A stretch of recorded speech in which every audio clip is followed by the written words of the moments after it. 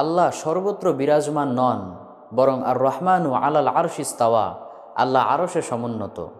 সূরা তহার ৫ নম্বর আয়াতে আল্লাহ তাআলা আমাদেরকে এটাই জানিয়েছেন।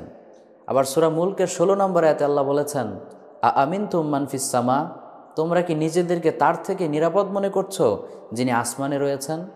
এভাবে প্রায় ৭টি আয়াত দ্বারা এটা বোঝা যায় যে আল্লাহ সর্বত্র বিরাজমান নন, বরং তিনি আরশে সমুন্নত। আবার সহিহ মুসলিমের হাদিসে এসেছে, আল্লাহ রসুল সাল্লাল্লাহু আলাইহি ওয়াসাল্লাম এক দাসীকে একবার জিজ্ঞাসা করেছিলেন যে আইন আল্লাহ, বলো তো তুমি আল্লাহ কোথায়। তখন সে উত্তরে বলেছিল ফিস সামা, মানে তিনি আসমানে।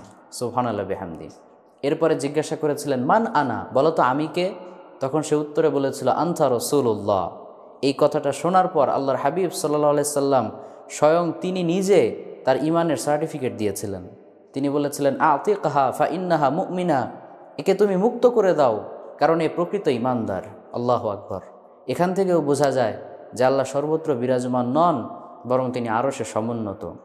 যে আয়াতে আল্লাহ তাআলা বলেছেন ওয়াহুয়া মাআকুম আইনামা কুনতুম, তোমরা যেখানেই যাও না কেন আমি তোমাদের সাথে আছি, এটার অর্থ কিন্তু সশরীরে সাথে থাকা নয়, বরং আমরা যেখানেই যাই না কেন তিনি আমাদের সব কথা শোনেন, তিনি সব কিছু দেখেন, তিনি যেখানে খুশি যা খুশি তিনি চাইলেই করতে পারেন, কোনো কিছুই তার জ্ঞানের বাইরে নয়।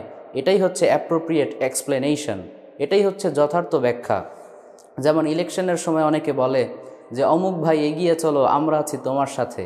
তো এটার অর্থ তো এটা নয় যে সশরীরে আমরা তার সাথে লেগে থাকি, বরং এই সাথে থাকার অর্থ হচ্ছে সাপোর্ট করা, রাজপথে তার জন্য আন্দোলন করা। Exactly to the same way আল্লাহ আমাদের সাথে আছেন, মানে তিনি আমাদের সব কথা শোনেন, সব কিছু দেখেন, তিনি যেখানে যা খুশি ইচ্ছা তিনি করতে পারেন। আর আমরা যদি আমাদের র্যাশনালিটিকে কাজে লাগাই, আমরা যদি আকলটাকে একটু খাটাই, তাহলেও আমরা বুঝতে পারি যে আল্লাহ উপরে আছেন। যেমন আমরা যখন দোয়া করি তখন কিন্তু আমরা হাতটাকে এইভাবে ঊর্ধ্বের দিকে রাখি না, আমরা তো নিচের দিকে রাখি না, তাই না? আবার অনেক অমুসলিম আছে দেখবেন, তারা কথায় কথায় বলে যে উপরওয়ালার ইচ্ছা, উপরওয়ালা যা করে। তার মানে তারাও স্বীকার করছে যে স্রষ্টা সর্বত্র নয়, বরং তিনি উপরে রয়েছেন। আর এক্ষেত্রে আর কয়েকটি বিষয় আমাদেরকে খেয়াল রাখতে হবে, যেটা ইমাম মালিক রাহিমাহুল্লাহ চমৎকার করে বলেছেন।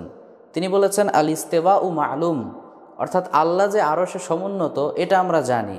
ওয়াল কাইফিয়াতু মাজহুল, তবে তিনি কিভাবে আছেন, এর সিস্টেমটা, প্রকারটা, ধরনটা এটা আমরা জানি না। যেমন আমরা কোথাও থাকলে হয় দাঁড়িয়ে থাকি, নয় বসে থাকি, নয় শুয়ে থাকি, কোনো তো একটা প্রকার আছে থাকার। বাট আল্লাহ আরশে আছেন, কিভাবে যে আছেন এটা আমরা কেউই জানি না।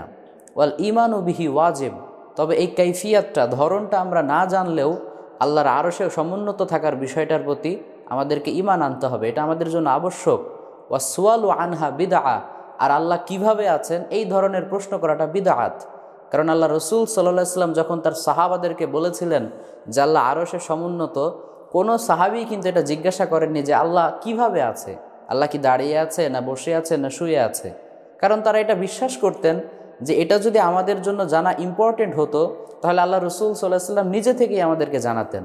যেহেতু তিনি আমাদেরকে জানান নাই, কাজে এটা জানাটা আমাদের জন্য খুব একটা ইম্পর্টেন্ট কিছু না। সামি'না ওয়া আতা'না, আল্লাহর হাবিব আমাদেরকে যতটুকু জানিয়েছেন আমরা ততটুকুই মেনে নেব, ততটুকুর উপরে ঈমান আনবো।